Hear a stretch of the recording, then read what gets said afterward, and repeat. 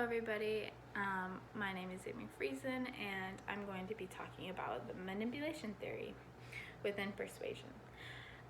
So the manipulation theory is a way at looking at interpersonal communication.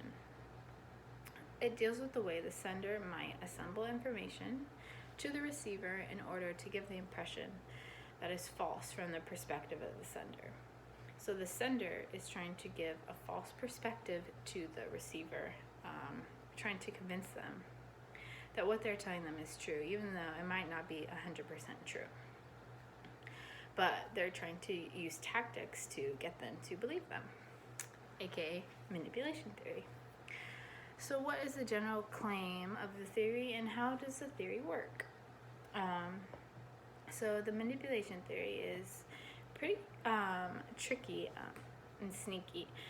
In more general terms, it's simply just trying to get someone to want to do something that you want them to do for them, in a way, without putting it in plain sight, without just directly telling them that you want them to do it.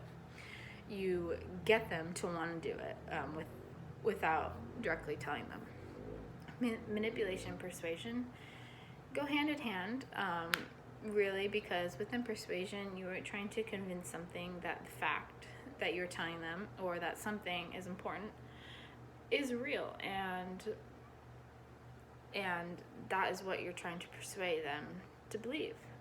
But when you're using manipulation theory, your goal is the same, but the tactics are a bit different, and it comes with a more negative connotation when you bring manipulation in the equation. So what's a real world example where manipulation can come about?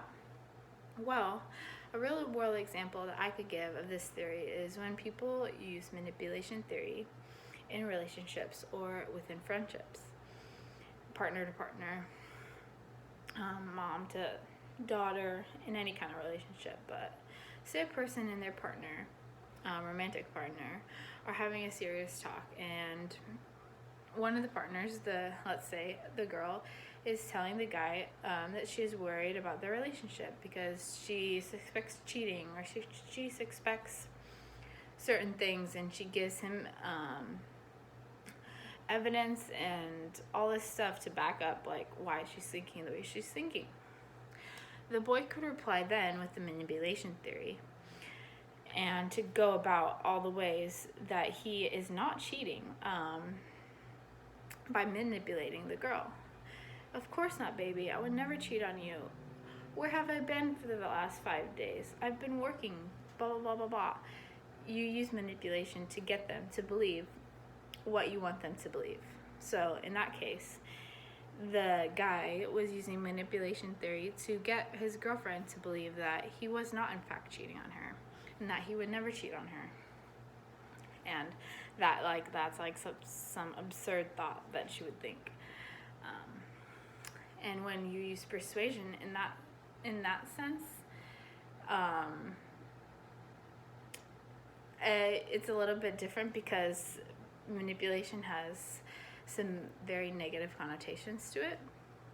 Well, that's why I think it's a good reflection of the theory, the example that I use, because it shows a lot of manipulation. It shows a lot of the negativity that's involved within the manipulation theory, and it's making the theory have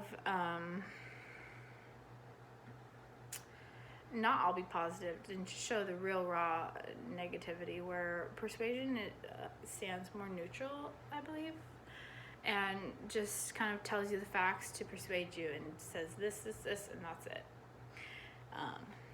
And yeah, so that is the manipulation theory. Thank you.